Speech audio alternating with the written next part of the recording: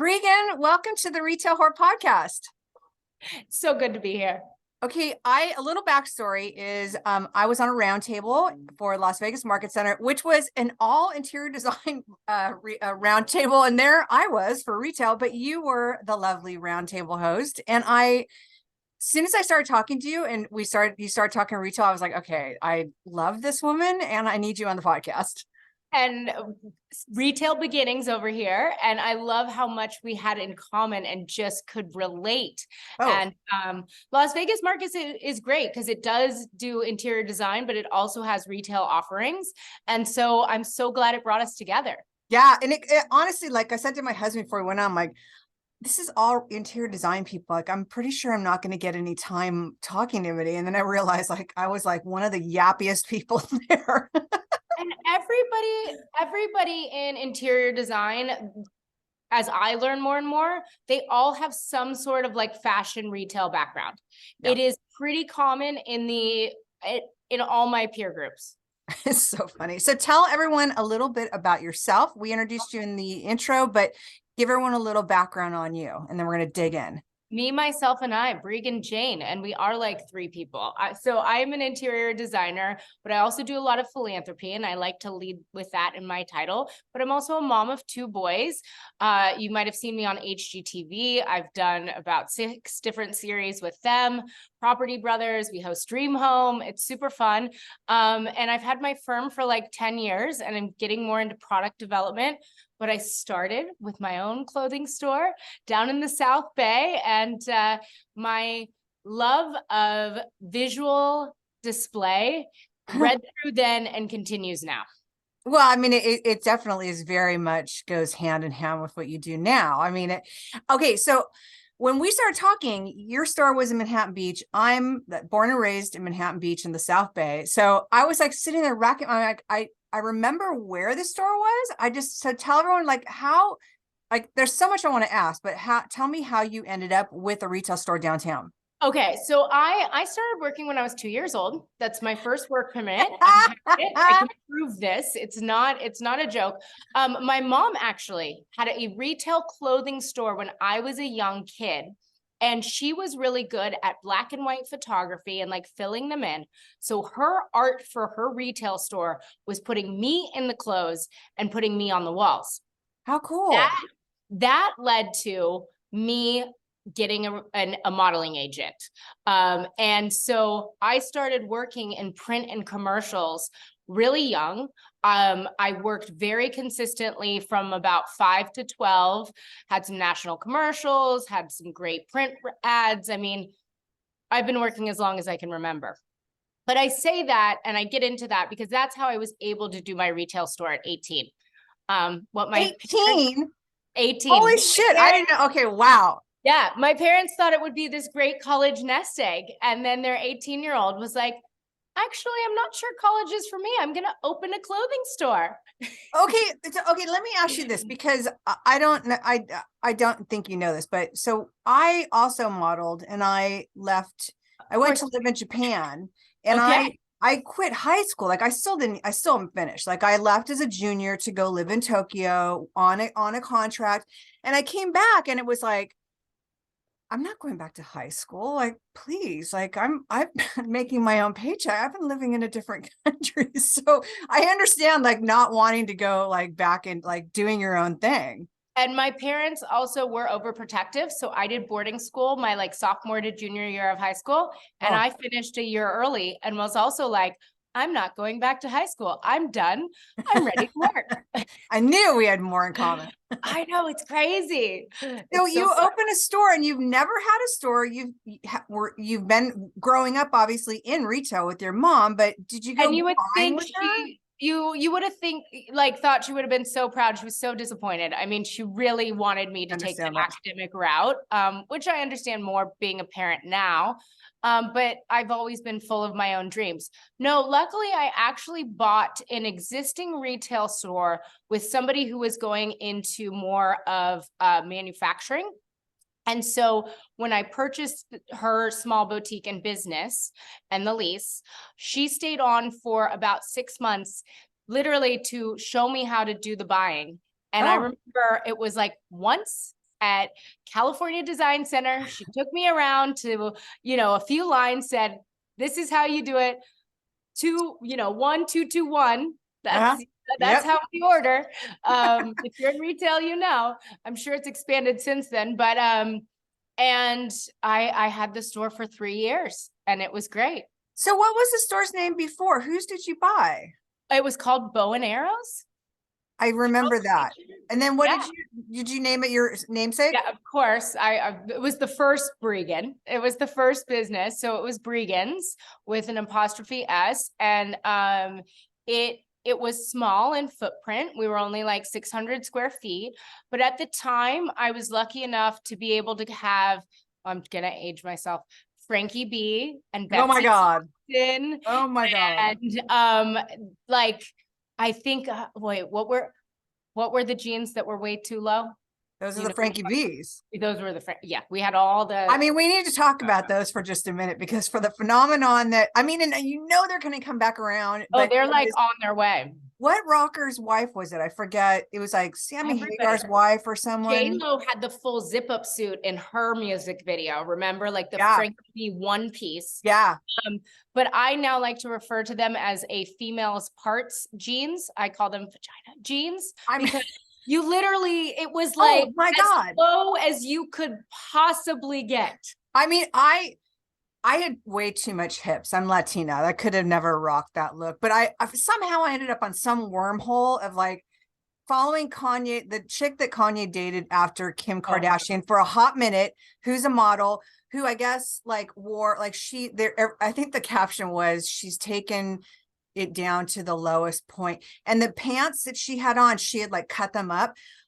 Like she had said, she had to like literally shave the top. Yeah. That's how low it was. And this is what girls in high school were wearing. I was so happy. Like all the memes of how we got the seam of our jeans up to our waist and now we're bringing it back down. Like, no, I'm not ready. I like my high.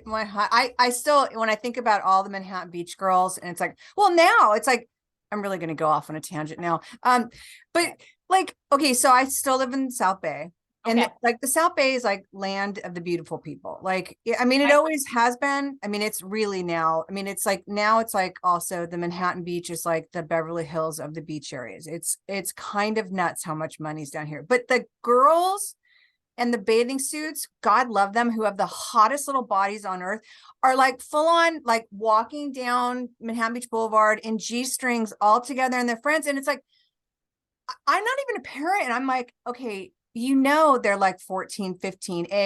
Obviously, even if, I mean, I know, because I'd leave the house saying I'm wearing one thing and I'd change out the door. But like, people are driving down the street staring at them. And now I see it. And I'm not even, I'm in a relationship. I'm dating men my age, but sometimes you see these girls and you're like, oh my gosh, I want to cover my eyes. Yeah. You know what I mean? Because it's pretty much a naked body, and it's a naked, beautiful body. And it's just shocking. It really, I'm like, because my mom's nickname is Prue for prude. I'm like, oh my God, am I turning into my mother? No, you're not. And we should give people context. So we're both from, which I'm sure your audience knows, this little tiny town in California called, Manhattan Beach. I actually grew up in Hermosa. They're both 1 square mile. And they have this very specific culture when it comes to never wearing shoes or clothes, because the whole town is within 2 blocks of the beach.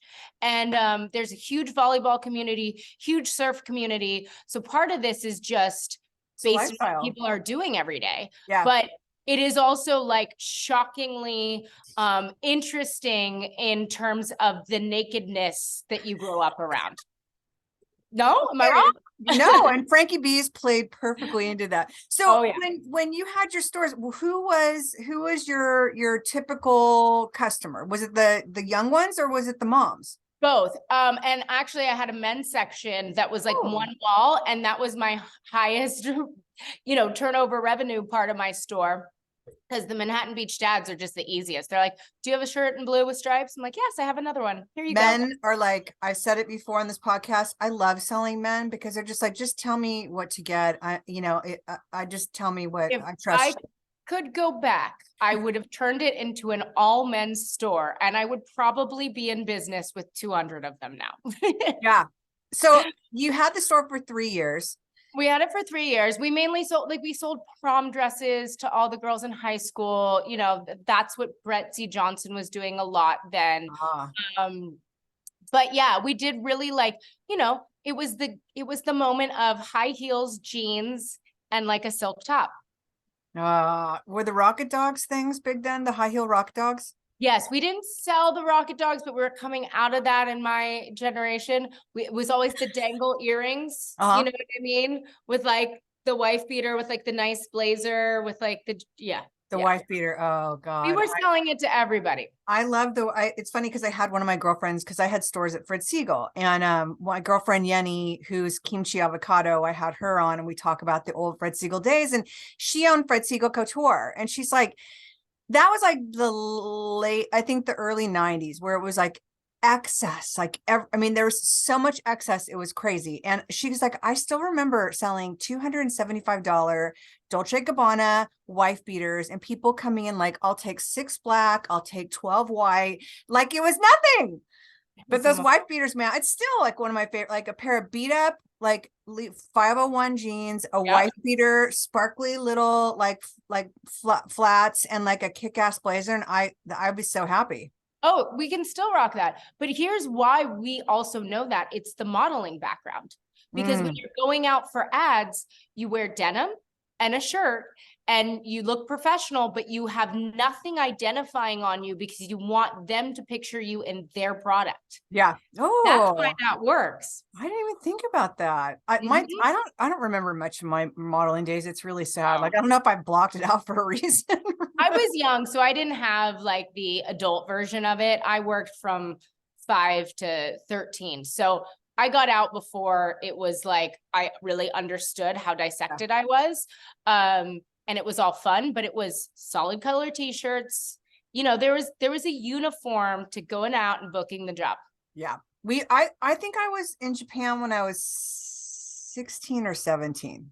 Like, that's a whole different, way too young to be out in a different country by yourself. But hey, especially with people picking you apart visually. Yeah. So did you want to close the stores, or when did you start? Because this is where I'm really interested in, is when did you make this jump from retail to interior design? Oh, so it wasn't a direct jump. It was a journey.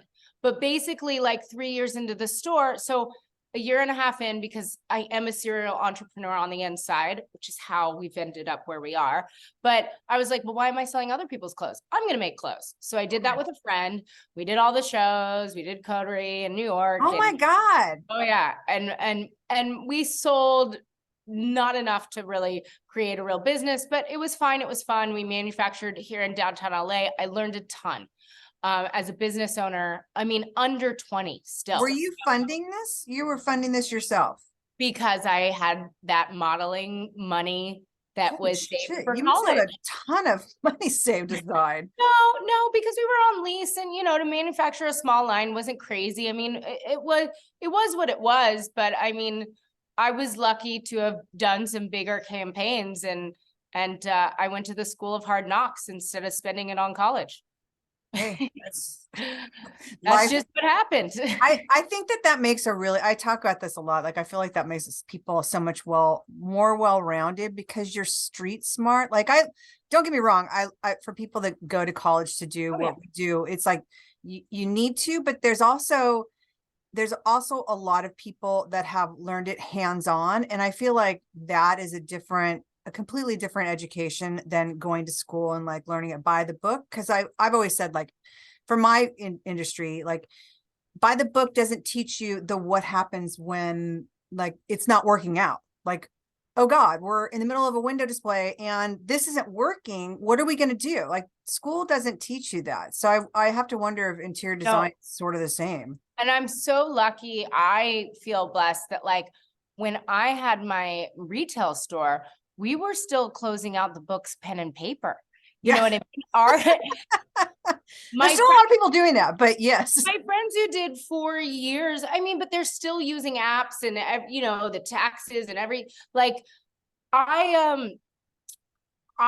my friends who went to college for 4 years, they missed all of that because it changed so drastically. Yeah. Like, I remember like somebody coming in and being like, I'm shopping for an online store. And we were like, online store. Oh, that's funny. That's cute. Like, you know, it was, I vividly remember like in my head and the whole group kind of being like, she doesn't have a real store. So judgy. Overnight, but fashion is really judgy. And I didn't like that about it. Probably part of the reason I left. But you were asking. So I basically looked up one day and I was like, oh, I'm in my hometown. I have a store that is a physical baby that I have to attend. I couldn't leave town, couldn't go on vacation because we were small enough that I only had 1 or 2, you know, girls working there at a time. If they are sick that day, it's you know? And I was like, I'm going to end up in the town I grew up in with a baby on my hip, having never left. I got to get out of here. Wow. That's ballsy. I love it. And I went to Santa Monica. You went so far. Hey, South Bay insider, it is far. It is. I went to, it's funny. Our lives really do go down the same, because I did the same thing. That's when I went to Fred Siegel. Like I left the bubble to go get out and then go, you know, meet other people, and ended up at Fred's, putting an application in at Fred's for the sale as temp help. And then I got hired on as full time. And then I ended up being an owner and a buyer, and Fred was my mentor. But that felt so far away. And I remember being crushed that none of my friends would come visit me. I was like, I'm only 20 minutes, 30 minutes away. But once you leave that South Bay bubble of living in your bikini, nobody ventures out. They just stay right there. So sad. So when you left to go Santa Monica, you just made this jump and you decided was it just to start over, or did you know what you wanted to do? No, so at the beginning of it, I moved to Santa Monica and I was still manufacturing and I owned the store. So I kind of moved while I still owned the store, because then I was between downtown LA and the store. And then I made a conscious decision to sell the store and figure out what I wanted to do. Like, I had started this so early. It had been 3 years, but it was time to really find what I wanted to do. And that's where the journey began. That's where I did everything from, oh my gosh, I ran a slew of salons as a district manager for Pure Beauty for oh my gosh. Okay. Because I had the retail background, but I didn't want to do it anymore. You know what I mean? So I had like 3 of their locations. That was a short stint. I later went back and worked for, what is it called? The bathing suit company. And I ran all her stores for a minute. Swimwear? No. Diane's, exactly. Okay. Shut up. Breegan, you and I have crossed paths before, because I was her window person. That's hilarious. I did all of Diane's, and then my husband built her stores as we went out. Okay, that's both in the South Bay, the one in Manhattan Village, and the 2 in Santa Monica. I was district managing for a while. And this was blown me out of the water right now. This was between so many things. I remember I walked into the W and was like, I went to bartending school, and I was like, I'm going to be like the movie Cocktail and be a bartender. And I walked into the W in Westwood and was like, I want a job. And they were like, you're not even 21. Sure. And you've been to bartending school and you work. And I was like, and I don't have to take this home. Let's try this. And I had a really actually interesting time at that point in my life, after the store, where I was like, I don't know what I want to do. I don't know what I want to do. And there was a lot of indecision, and a really good friend of mine looked at me and said, well, then figure out what you don't want to do. And that opened up my whole world to just all right, let's try this week. Let's try this week. Because I've always been a workaholic. I didn't recognize it then, but I've never sat, but I did have the opportunity to try a ton of things. And it always went back to visuals. I loved redoing the windows. I love displaying. I like how things look. Mm. And so after that, I was like, fine, I can't figure out what I'm going to do. I'm going to go work for people that know what they want to do and learn from them. So my next real big career move was like years later.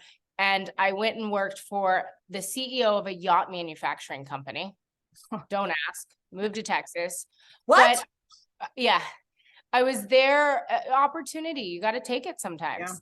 And it was a great job in my early 20s because I got to do all of our branding.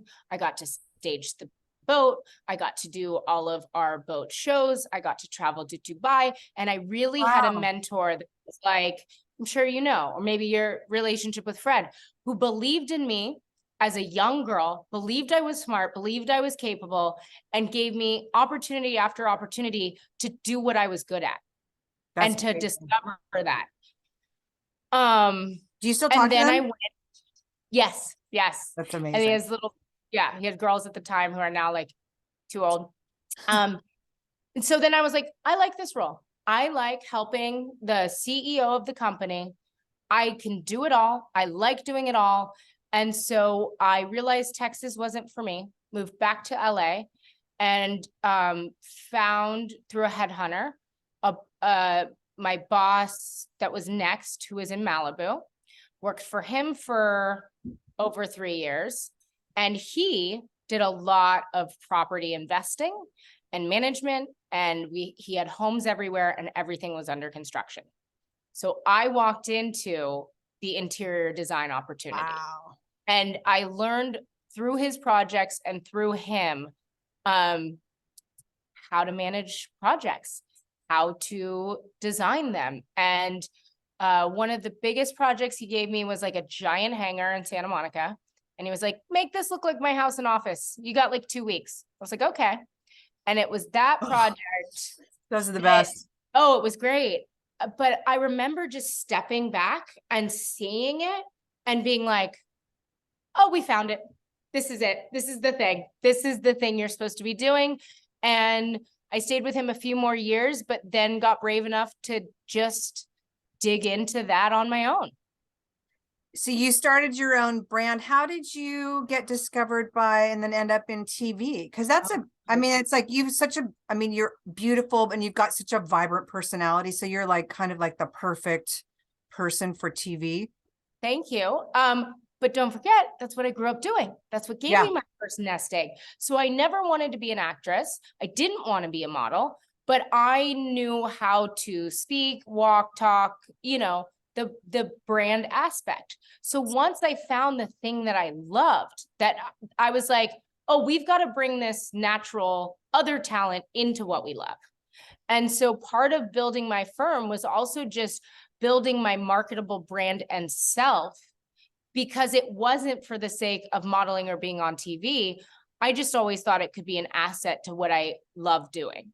And I planned in the trajectory of my interior design career as I built my firm that I wanted TV opportunity, right? Like I was very verbal about it. But in my route, I was like, it's going to take an agent, it's going to take a manager, but I'm still just going to make sure my website's meticulous. I'm going to make sure my branding's great. I'm going to make sure nobody can find a picture of me in a bikini.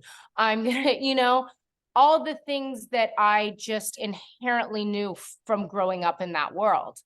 And literally HGTV came calling for Extreme Makeover and was like, want to do it? And I was like, wait, I don't even have an agent.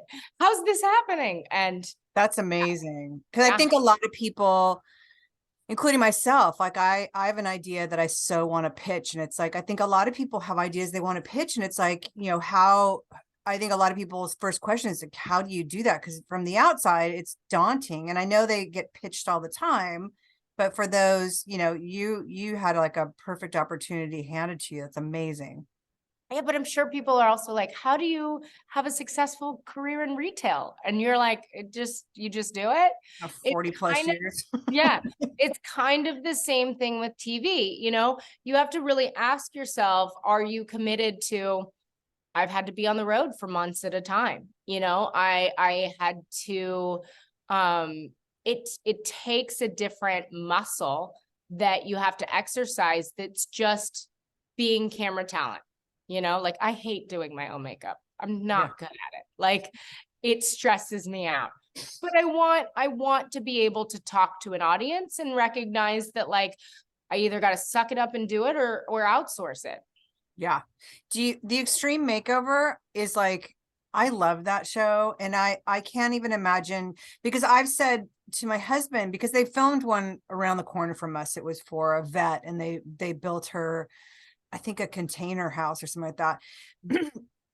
And it's like, how many days is it? I mean, it's a short, is it as short? Is it 5 days? And it's like, I can't even imagine the hours. I mean, that's like 15, 16, 17-hour days. It very much so in interesting conditions. But it's backed by big production companies, tons of helping hands, lots of coordination. I was like, it's like a little anthill. It's like when you have that much muscle power, things just move. It's truly prior proper planning at its like pinnacle peak. And that's why there's so many shows doing it now, because there's a way and a formula you can actually do it. It's just not easy. But everyone wants to be a part of it when you put also the story behind what you're doing for who and why. Yeah. And so for me, it was the perfect first show, because philanthropy is just such a big part of me. Yes, I was just going to ask, is that where you kind of got a taste of it, or did it come before? It came before as a part of the modeling. So my parents actually, as I was growing up, made me aware that I was earning income and would help me basically give some of it away. And what that looked like when I was like 7 was that my mom and I would go to the 99-cent store. We would fill up trash bags full of whatever toys I wanted to give away to kids. And we would go down to Tijuana. We'd buy the stuff on the US side, and we'd take the bags and we'd cross over and just hand them out to all the kids that I could find selling chiclet gum. And it was a part of, I modeled, I made modeling money. So I get to buy these toys for these other kids, and I get to buy whatever I want. But like, that changes you for forever. Like I remember being really young, and like one of the kids was like, come with me, there's more kids this way, you know? And so my mom and I, my blonde mom, I'm like, what were you thinking? What were you thinking? Like, I'm like under 10 and we're just walking around Tijuana with bags of toys. But like, bless her heart, you know? And she comes from a missionary family. So for her, it was something she gifted me in my growing up, is the way I see it. But I remember like going around a corner, and like their mom was just laying there with an infant she was breastfeeding, and the poverty that, and I remember just being like, I don't have anything for a baby. Like, I don't have anything for a mom. Like, I've got coloring books and stuffed animals. Like, I don't have anything to actually help this woman. And so that was just seeded in me early on. And I think it's part of the reason my success is so important to me, because I recognize that through working at that young, that I then could help that mom. I've said this a lot because I just believe so heavily in giving back, and whether it's time or, spending time with people, volunteering, giving a percentage of your sales or money, like, and I remember when, after I'd met you and following on Instagram and seeing your trip, your philanthropy trip for the girls in Africa, correct? Kenya, yeah. And I want you to talk about that, because it's like, I will say, like, you walk the walk and talk the talk. I mean, it was not only just money, but your time and your presence, and you making people aware that it's still happening. I mean, it's all of it as a package. And it's like, I've interviewed somebody that Denick is one of the vendors we interviewed. He builds schools in Africa with the sales from their journals, and somebody else that does something else and it's just, it's one of those things that I believe so heavily. So I loved that part of your story. Talk a little bit about how you got involved with Yeah, the I men, mean, what it does. it started that young, and my I should tell everyone I'm also an adopted child, but it happened at birth. So I've never known anyone other than my mom and dad. And we have a great, normal, weird family, just like everybody else.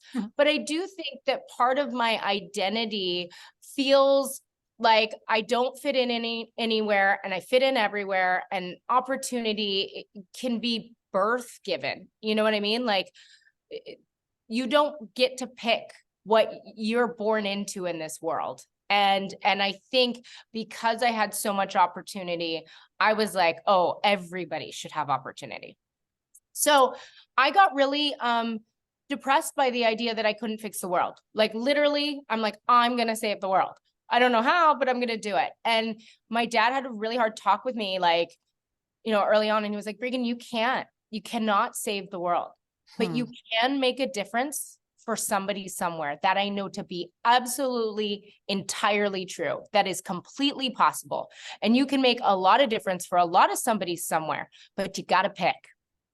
And that's when I decided to get more, just focused on where am I putting my energy, because I could have done Save the Ocean. I could have, I wanted A lot to out there. everything, right?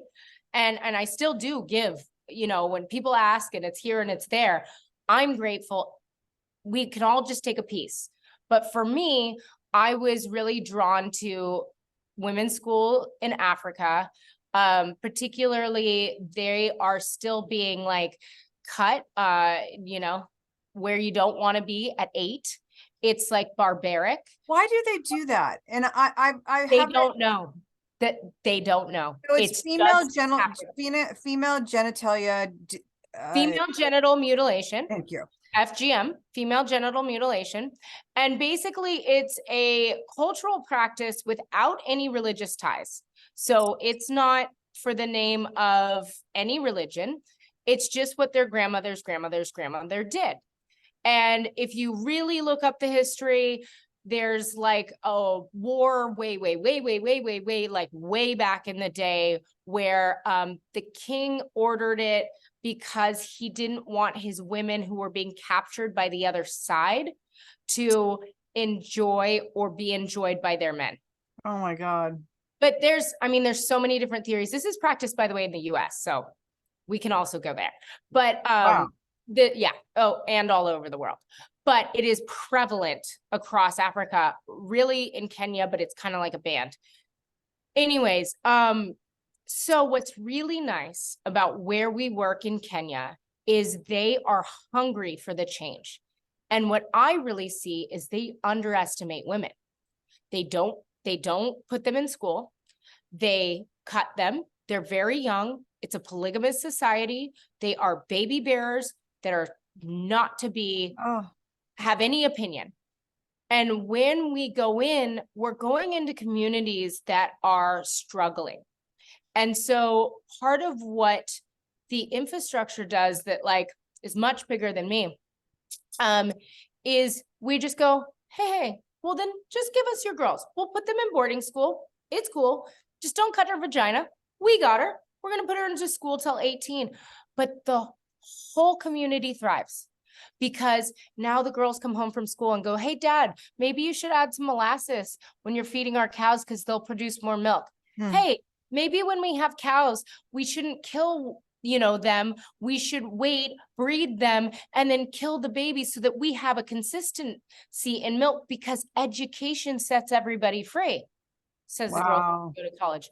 And so it's just amazing to watch this unique opportunity and place in the world where we literally go in, they stop underestimating their women, and the whole community starts to thrive, not just the girls. And their dads are typically like, I've actually sat down and talked with the circumcisers who are women. I've talked with the dads whose wives have been cut.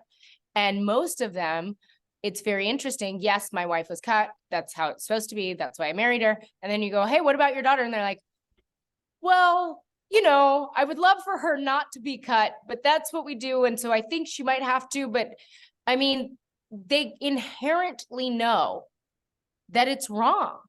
And you don't have to lead them to that decision. You don't have to tell them that.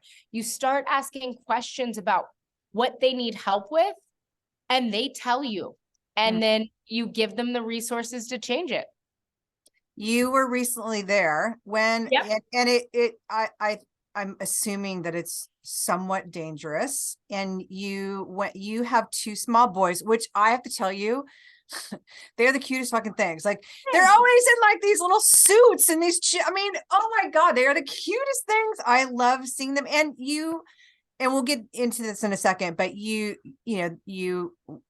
have music lessons. Like you are raising two incredible boys. So you obviously left them, I'm assuming, and you came by yourself to Africa. Like, what did that look like? I mean, you had people filming, so I'm assuming you were with somewhat of a crew. So I brought my cameraman from LA, who's seen me talk about this for so long that I was like, I can't go on another trip and not be able to actually talk about this. Will you please come to Kenya with me? And he was like, okay.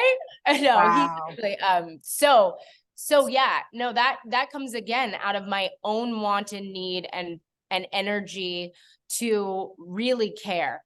But yeah, the fear factor, especially, so I'm a single mom, and in that way, I don't have a partner who I'm like, all right, you got this. Oh, I don't have it. And I remember the first time I went, I actually traveled with my mom, and I was like, if we both go, the kids are screwed. So my dad had specific instructions of like, if mom and I don't make it back, this is the way you're raising my two boys. wow. Yeah. I mean, your poor dad must have been just so petrified the whole entire time. We left him with, at the time, she's in our lives. Her name is Rosa. Was the nanny for my children when they were really young. And we were like, you just let Rosa do it, but you stay around. Rosa is still in their lives, and she's like a grandmother to them. And let's hope nothing ever happens to me. But yeah, on this one of our last trips. So I was there in November and in February this year. So close trips together. Wow. And in November, there was a situation with like a really big machine gun. And it was young boys who all, we were having a very difficult conversation. They agreed to meet with us on the side of the riverbed, which has been no river in it because there's huge just drought and famine right now. And they engage in a practice where it is acceptable to, I'm just going to be honest with you, bead a girl. Basically means you take some beads, put them around her neck when she's about 5, and then you get to have sex with her until she's old enough to get married, because she's not in her baby bearing years. So this was just a conversation for us to understand them, right? Like why do you care? It was a great conversation, but up in the tree was like one of theirs who had a giant machine gun, and somebody was like, who's in the tree with a machine gun? Tell him to come down here. And I was like, no, don't come down here. Don't come down here. But I'm telling you, this was a 16-year-old boy that wanted to hold my hand and dance with me. It told me that, he really would rather have a partner who could help him in life. And he didn't get to go to school, but he would love to go to school, and he would love to have an educated woman. And I mean, it's the stories, I can't even imagine. Like, but in that moment, I was like, I have to get home to my boys. Yeah. That had to be extreme. I mean, beyond eye-opening. Because you make all these connections. Do you keep in touch with the girls that you meet or the families through writing or? Yes. And a lot of the staff I keep in touch with. So the work that we do, part of what I love about it is it's all local staff who are from regionally near these areas we're working in.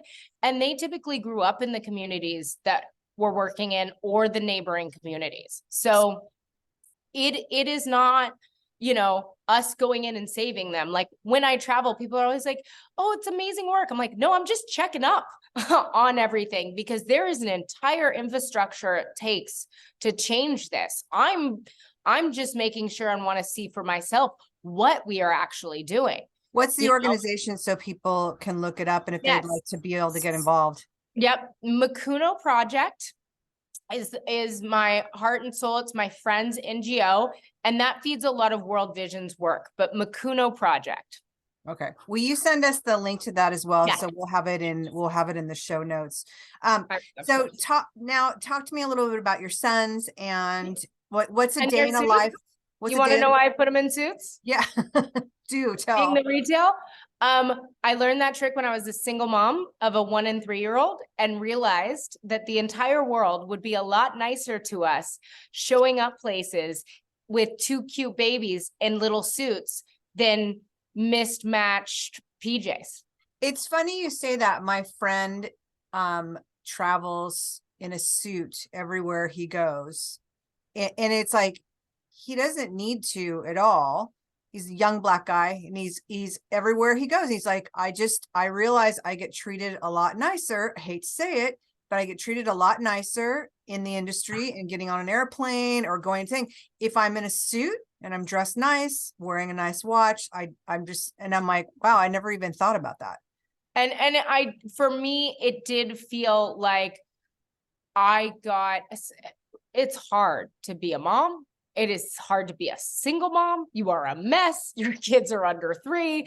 Nothing's put together. And so people just can see it a mile away. But I did feel like a single Black mother that if I had my children mismatched and haphazard, nobody, it's that back turn thing, Interesting. I mean, they are the cutest things. And it's like, now I look at it, even that, it looks like even though at home, it looks like they're dressed immaculately. No. And they get to wear what they want to school. But if I came in with a 1 and a 3-year-old in a blazer and I'm in a nice caftan, it was the opposite of back turn. It was, oh my gosh, right this way. They're so cute. Oh my, you know what I mean? I love that and I hate it at the same time. Like yeah. It is what it is. I mean, we love to be presentable. I think there's nothing wrong about wanting to look and feel good and wear cute little blazers and be the Instagram feed in real life. You know what I mean? And it's actually a good hack that I'd give any mom who just, stuff's falling. You don't have enough hands. Put your kid in a little blazer. People will be like, I can help you. I find it's because I was flying back from, I think I was flying back from Wyoming and we were in one of the airports. And I just remember seeing this lady and she was like, much like yourself, dressed impeccably. She's rolling through with Fendi bags and she's got 4 little boys and they're all different ages and they're all little suits. And I'm like, they're the cutest things. And it's like the whole world opens up. Airport is staring at them because they were so staring at them, and waiting to help her. And I don't know if it was the suits, but they were so well behaved. Like, is that being in a suit? Is that part of it? No, I also demanded a lot from my kids really early because they had to be well behaved. It wasn't an option. I feel bad to this day that what my 3-year-old went through at the time that my 1-year-old was running around and I needed to be able to turn to him and be like, sit down. Not a lot of 3-year-olds in Los Angeles are told to sit down and listen, No. So it's a little bit of both. But I enjoy it. I mean, you're going to be a spectacle sometimes, especially when your name is Breegan and you have an afro or dreads or just that was the personality that I came out with. So you can either be a spectacle and curate the story, or you can be a spectacle and go home and cry. I love the curate a story. That's excellent advice. Tell everyone about a little bit of a day in a life, and then I've got 2 questions to round this out with. Okay. Day in the life. I've been working out. Don't love it. Suffer through it. The phone starts. It's a 14-hour day. It is job sites. It is emails. It is brands. It is music lessons. It's parenting. There is not a typical day, and we are nuts over here. Crazy. I always ask everybody final 2 questions. You obviously have a shit ton going on between your TV engagements, your normal career, plus other, like you were just in, I think you were in Las Vegas again, in another roundtable. You've got 2 young. How do you find balance? I don't. I am a maximalist on everything. So we're going to Spain this summer. I'm taking 30 days off. I'm going to be mom. We're going to swim. And there's nothing balanced about that. I work 14 hours a day. There's nothing balanced about that. I stay balanced by going extreme everywhere in my life. And I had to find my own internal voice for that, because I feel like everybody was like, well, just slow down, take something off your plate. I was like, no, how about I put more on my plate, but then also put a vacation on my plate? Good. So what is a calm, relaxed, like I know for me, because I'm also going 100 miles an hour and I don't have kids, but like balancing everything up. Like for me, like the slow down, Michelle, is being able to focus and not have everything in my head, and to go through magazines without, oh, I gotta do this. And I mean, so I'll literally sit there and be in the morning and trying to read, like I try and read 10 pages of a business book every day. And I'll be like 3 pages in and I start to reach my phone. I'm like, no, like it's a practice, right? Yes. It's not natural for some of us to sit still. So what does a calm Breegan, what does a calm moment look like for you? It's the beach. I grew up near the beach. I live a few blocks from the beach. We vacation on the beach. For me, and it's walking. I love walking. And if I can be walking on a beach, like that helps me with the patterning of my mind. It gets me clear. And that body of water just brings me back to my center in this way that I can't explain. I love that. That's a great. And the last one is, what advice would you give to somebody that is interested in pursuing a career in interior design, as well as possibly being on camera? I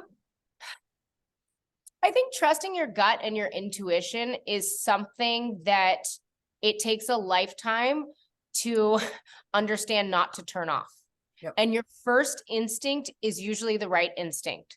So if you think X, don't convince yourself of otherwise, and just proceed off of that, and it takes a lot of practice, but finding that voice is always talking to you.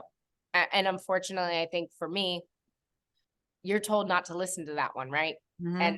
And once you find it again, I wish I had found it way earlier. Yeah, I found mine at about age 50. It's like, it did not kick in. And now it's like, I go very heavily into like the woo-woo factor. And so I'm a human design freak, and I'm a manifestation generator. And it literally, until I started leaning into some of that stuff and like going with my gut, and if it doesn't light me up, not to do it. And that I lean so heavily into that now. And I'll give you a good explanation that makes sense to me. Think about when you get in elevators with people. Sometimes you get in an elevator, you and I on a panel, and things just click right away. And you're just like, boom, boom, boom. I want to talk to this random woman for 60 seconds. Other times you get in an elevator and you're like, I don't know why, I feel uncomfortable. The energy doesn't feel the same. And that is the best indicator.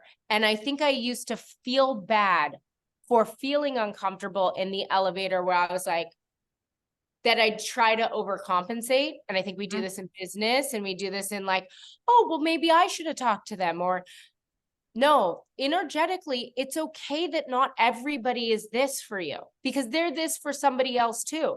It doesn't do you any favors to pretend that this is just doing this. It doesn't make them good or bad.